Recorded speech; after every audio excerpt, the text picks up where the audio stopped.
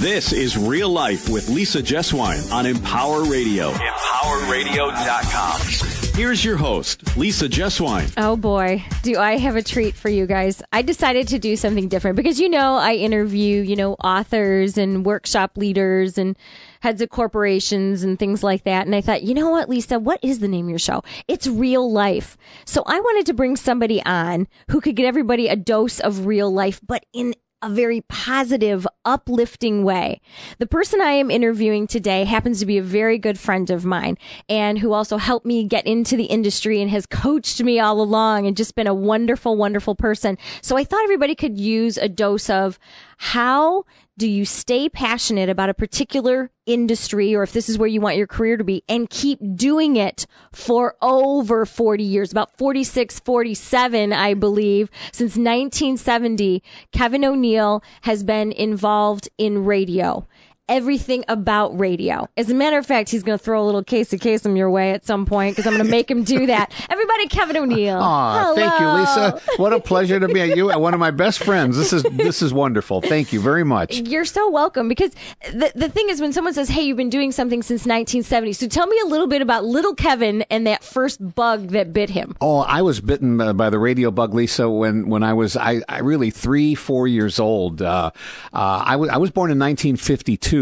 And rock and roll was just coming along in the mid-50s, early to mid-50s. Mm-hmm. American Bandstand with Dick Clark went national in 1957. And I would just be glued to the television watching that program and listening to this great music every day and watching the dancers, but I was never really excited about being on television. I always wanted to be on the radio. I was fascinated with behind the scenes television, but as far as performing, oh my God, I just wanted to be on the radio because I would sit by hours listening to the disc jockeys and how they presented this great music and how they had fun with it. And I can remember telling my mom and dad, I said, do these people get paid for this? And they said, well, not very much. And you'll find out.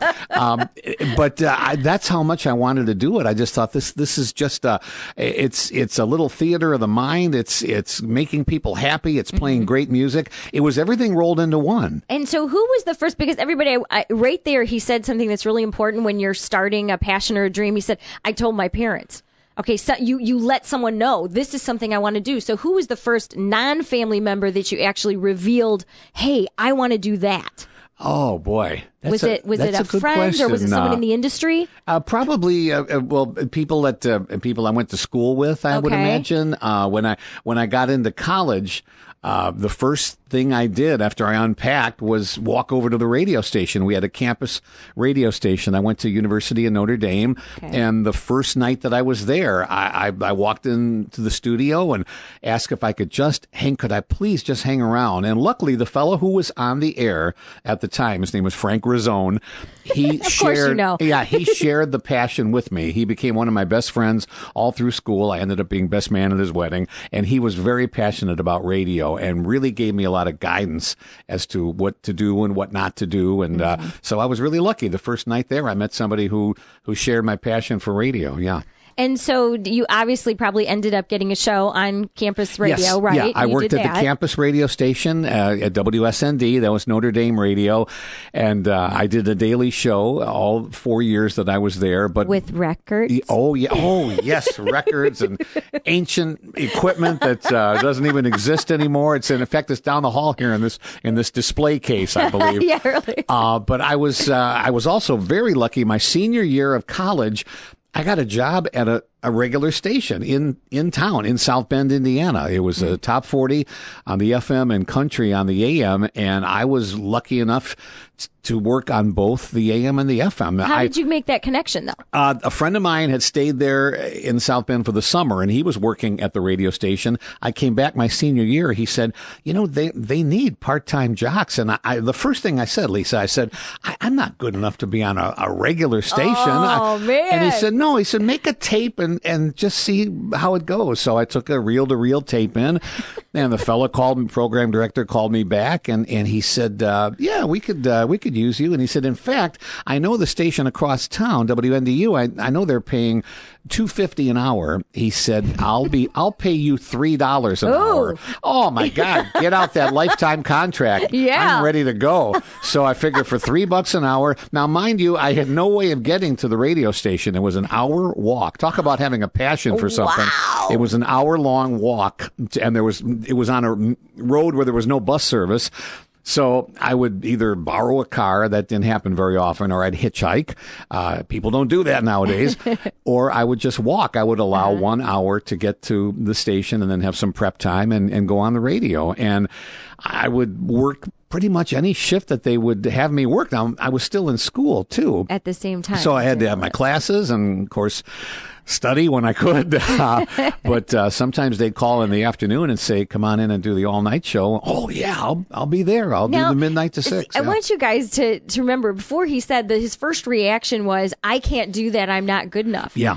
And yet you sort of pushed through that insecurity. Exactly. And you had people around you who were lifting you up, right? Who said, yeah, Kev, you could do it. You could do it. Right. Well, I remember my friend said, there are people bringing in tapes that are a lot worse than you.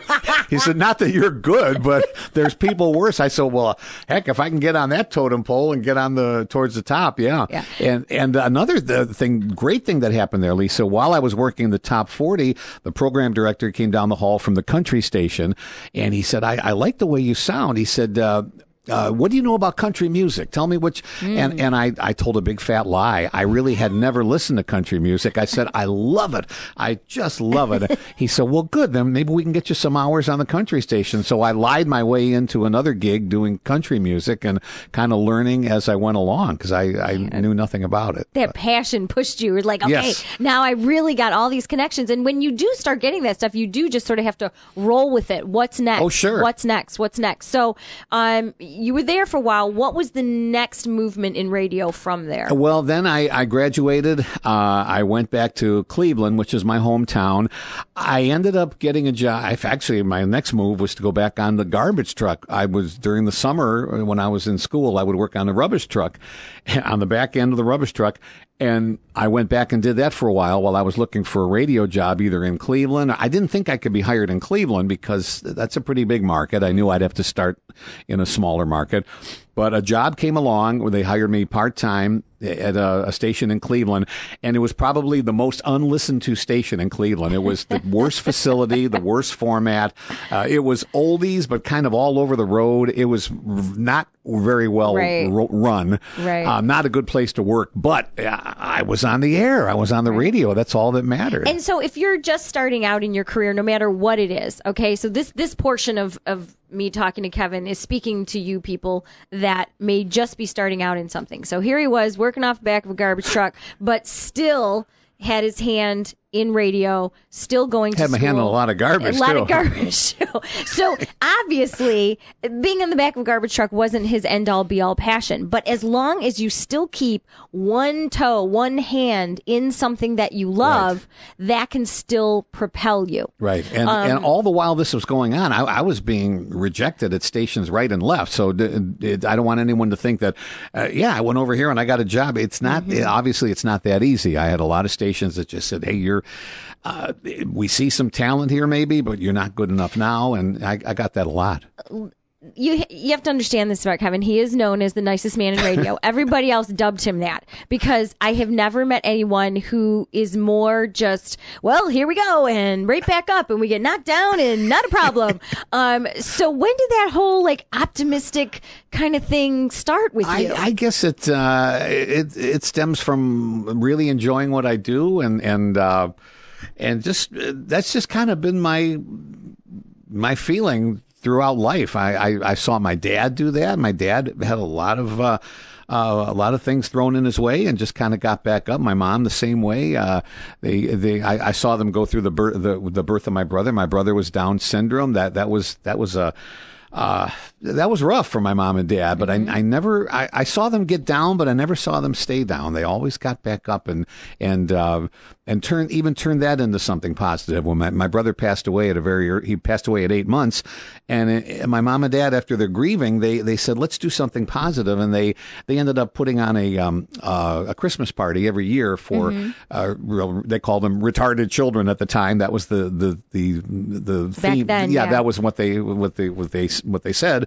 Mentally challenged individuals, and they would put on this Christmas party and bring in Santa Claus. It was just so cool to watch that. I just thought that was so great. Instead of saying, "Why me, Lord?" they turned it into something good. So I think I always had that planted in me. So just do me a favor here. All I want you to say is you can do it, because if anybody doesn't have the support system out there, you're going to re-listen to this interview and you're going to hear Kevin O'Neill say, "You can do it." There we go. All right. So just take that, absorb that. It's going to be great. Now, I want to move us sort of forward here to, if we can, because there were probably other stations before we met. Oh, yeah. I almost said WMC, but it wasn't at first. We met Z95. at Q95. It was Z95 when we started. No, it was Q95. Listen, mister, I still have a sticker. Well, the station was Z95, yes. But when we got there, it was Q95. Look, Kevin and I were getting in a fight here. No, I met you then. We'll go into a little Virginia Woolf here. Well, I came aboard to do character voices for a very well-known morning show here in Detroit, and Kevin was on board doing all of his fabulous voices, and we just sort of clicked. Yeah, that we did. And even when I started working with the morning show there, I was not hired there to do anything with the morning show. I was hired to do the midday show. First it was 10 to 2, then it became 10 to 3. Right. But I was in early enough that I was kind of hanging around the morning show, and I loved what they did. I admired how they did radio. And I would throw in something here and there, and I had some voices, and I just kind of worked my way in there slowly and became a member of the morning show team. And then I also did my regular show midday. Then I got moved to afternoons, and I would actually come in and do stuff for the morning show and then go to the Southfield Library, prep my afternoon show, then come in and do the afternoon show. So, but it didn't matter. I loved what I did. So, Casey, where do you think Kevin's podcast is going to be on the charts here? Well, Lisa, it starts from the bottom, but it keeps on moving up all the way to number 1. And that was one of the characters I did. I just love that. And if anyone's listening to this and doesn't know who Casey Kasem is, Google him. Okay? Yeah. If you don't know who Casey is, I feel real old, even older than I am. Oh my gosh. And as you continue to stay through and do all of these radio shows, and we did events and we were out, what kind of other issues were you dealing with at the time going through your career? Well, at an early age, I battled the bottle. I had a problem with alcohol, and that was at a very early age. I actually quit drinking. Well, I quit drinking a couple times, and I started up again. And this last time I quit was I was 23 at the time, and that was 1975. So it's been about 41 years that I haven't had a drink. Congratulations! Thank you. I'm very proud of that, and it's the best thing I ever did. I mean, it's by far the best thing I ever did in life, besides my son. He's the absolute best. But he is, and how is he doing? He's doing great. He is expecting. His wife is expecting, so I am going to be a grandpa in January. So I'm thrilled about that. Yeah, congratulations! Yeah, thank you. And you're going to pass on all of that good, positive energy to your grandchild. And it's a little girl. Is it a girl? Yes. My goodness! Wait till she gets a hold of grandpa. Yep, you're going to be like, you want that? Sure. Okay. That. Yep. Okay. Anything you want. Alrighty. Now, honey, which radio station do you want to listen to now? Yeah, you're going to get her involved in that. I love it. So what, if someone is really wanting to do their passion, whether it's radio, whether it's, be a veterinarian, anything like that, what would be the best piece of advice you could give to someone who maybe really wants something but is dealing with all of these outside negative influences that tell them that they can't? Yeah, and that will happen. I mean, that certainly it was in my case, and I'm sure in other people's case too. I guess you just kind of have to stay true to yourself. If it's something you really want, it's there. It's not like it goes away. It's there. You just have to find a way to get there. You may have to go down side streets or whatever, but it is there. And Right. if you have the passion, you can get it. You can do it. And it'll come back around, even if sometimes maybe you have to struggle financially or you have to struggle emotionally or whatever. As long as you're staying true to that, it will pick up. Exactly. Right? Because this Sure. hasn't been an easy road for you to stay in this industry. Oh, no. And even, Lisa, there were radio jobs that I had.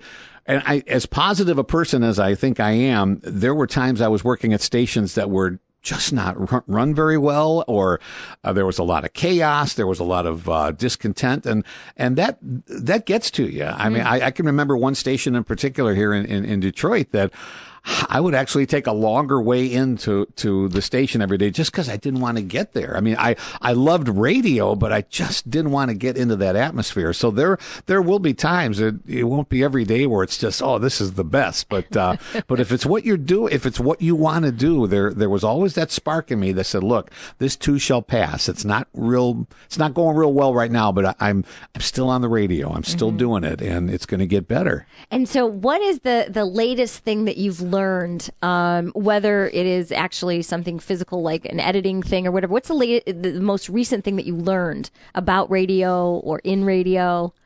Well, now I'm not involved as much with the technical side because I do traffic reports on WJR, and that's basically writing up your report and then turning your mic on. You don't really run any kind of a control board. But I also do work on WDVD and Nash FM, so that involves a lot of what they call voice tracking, and that's pre-recording radio shows. And of course, that's a technical thing, and I knew nothing about that several years ago. That was just kind of a new thing. And every time you work at a different station, it's like a different setup with the voice tracking mechanism, so you learn a whole new deal. So I'm pretty good at it now, though. See, so old dogs can learn new tricks, yes, right? and somebody like me, I don't like a lot of change, so it's not easy for me. But I've always said I'm not going to be left behind. If there's something I need to do or something I need to learn, I fought it for years. I was still editing tape with a razor blade and putting phone calls together with splicing tape. I was doing that up until 2000, and finally I said, come on, you got to get into the century here and move on a little bit. So. Well, and you didn't say, oh, I'm too old to learn these new things. Because you've had to change along with, radio has changed a lot. Oh, certainly. For goodness sakes, the internet didn't even exist when you started. Oh, yeah. Oh, no, exactly. So, no, you do. That's such a good point. You do have to adapt. I know a lot of people that get into radio and they say, well, this is my personality and I want to be who I am and that's all there is to it and I'm going to be me. Fine, but you're going to have to adapt over the years. You'll work formats where they'll tell you, okay, I don't want you talking more than 4 times an hour or more than 3. Right. And when you talk, we want you to do it. You start the song first and you wrap it up in like under 10 seconds. You'll have a lot of stuff thrown at you where you better be able to handle it. You can't just say, well, that's not me. I want to talk 20 seconds. You can't do it. You have to. That's why being on the air to me is still so much fun. When I go in there, it's like a little puzzle. It's like, here's the songs and here's what I need to do and here's the format I need to work within. And how can I still get me? How can I still get my personality through the airwaves and convey who I am over the air? And it's like I say, it's like a little puzzle, and it's fun. Everybody take all of that Kevin just said about radio and then replace in your company or your family or your whatever. So those words that you're saying about coming in and making it a puzzle and working it out and trying to adapt, that works for anything. Yes. And there will be times when you aren't happy about the way things are being done, but you have to just keep going along. And, as long as you are in your passion, you do understand what a huge accomplishment it is on your part to be in the industry since 1970. Yeah, I'm very blessed. I really am. And there have been times when I've been out of work between jobs. You and I have talked about that a lot, Lisa. And you do. You get frustrated. You have times in your career, and this isn't just radio. This is any career. You'll come into work one day, and somebody will come in and say, we have a new manager here. We have a new program director. We have a new ownership, and you're out. And it's not because of anything you did. It's just because just because, yeah. And that really plays on your ego. And when I say ego, I mean that's in a good sense. I mean, we all have an ego, and it just knocks you down, and you think, what am I doing wrong? What's you really do like a self-examination, and then you realize, look, I'm still really valuable. I'm still really good at what I do, and sometimes that takes a while to convince yourself that, but you are.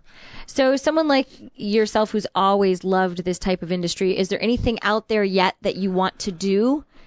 What's out there for Kevin O'Neill? I've always had a passion for oldies, 50s, 60s, 70s type music. I love it. It's always been a passion. I would like to do some kind of a syndicated show featuring different songs from the 50s, 60s, maybe a weekly show. At a couple times during my career, I did Saturday night oldies parties at several stations, and that was always a lot of fun. The old 7 to midnight Saturday night, you get on there and you play oldies and you take requests and you just have a ball. And I'd love to do something like that again, and possibly on a regional level or a national level. Yeah. See, name it to claim it. Yes. So he's putting it out there into the universe. Yeah, exactly. Saying, this is what I want. And how old are you now? I am 64. Oh my God, very young 64. Look at you. Also, too, in the past couple of years working at WJR, the one program director, Kevin Matheny, God rest his soul, came to me one day and he said, we're putting together kind of a backbench for fill-in hosts for the Mitch Albom show. And he said, I want you to think about it. And I said, Kevin, I don't have to think about it. I would love to. And I had never done talk radio before in my life. I had done morning shows, which is a lot of, more talk, but I had never done a talk format. And I embraced it. I mean, I just loved doing it. So so I could see myself doing talk radio. I'd with you. Oh my gosh, that would be ideal. We're going to make that happen. We're putting that out here. Well, Kevin, we have come to the part of my show that I call the RL3, which is 3 silly, goofy questions that have nothing to do with anything. Okay. And it lets us know a little bit more about you. Okay. Are great. you ready? I am ready, Lisa. Here's Let's our do first question. Okay. If you were offered a seat on the next space shuttle, would you take it? No. I can answer that right away. And why not? I'm fascinated with. That's funny you say that, because when I was a little kid, in addition to radio, I was interested in astronomy. I would read books about planets. I thought, oh, this is so cool. But as far as wanting to leave the good old USA, I like it here. I would have no interest in being on the space shuttle and not, and, send you up there with a chimp or something. Yeah, some tang. using those weird bathrooms, and I don't know. I don't need that. No, he says no. All right. So here we go on to our next question, which kind of relates to you, but get this. You get a full paid position for 1 year as a groupie for any band or artist that you will follow for 1 year, and you make a salary at it. So which band or artist will you be a groupie? So it would have to be someone who's still together. No, not necessarily. We're going to wave the magic my wand. all-time favorite group is Smokey Robinson and the Miracles. I'm a big Motown fan, and I just think their music, it's timeless. It still sounds so good, and Smokey is just one of the greatest writers ever. And I love what Smokey said once. He said, we're all songwriters. We all have that in us. But some of us just bring it out into music, but we all can write songs. And I thought, wow, that is so cool. Instead of putting himself on a pedestal like I'm up above you guys. And I've always loved that group. So I'd follow the Miracles to the end of the earth, but not on the space shuttle. So you smoking the Miracles, or you go around representing Motown. I love definitely, it. Definitely. And here is our third and final one, and this is where we find out what your fantasy name is. Okay. And that is the first pet you ever had. The first pet I ever had and what's their name? Yeah, the first pet I ever had was a parakeet named Winky. Okay, Winky. And then, of course, the street you grew up on. The first street that I was on was Westport Avenue in Cleveland. Westport. Winky Westport. Winky Westport. There you go. There's your new name. It's got a ring to it. Mr. Winky Westport, we are so glad you were here with us today. Everybody, I really hope that you heard something that inspired you or touched you or got you moving in the right direction to do your passion. You're never too old. There's always a way. You just have to. And listen to this lady, because she is the best. She is the greatest. You've gone through a lot too, and I admire you so much. I love you. Oh, here's that 20. Okay. Thanks everybody for listening to the show.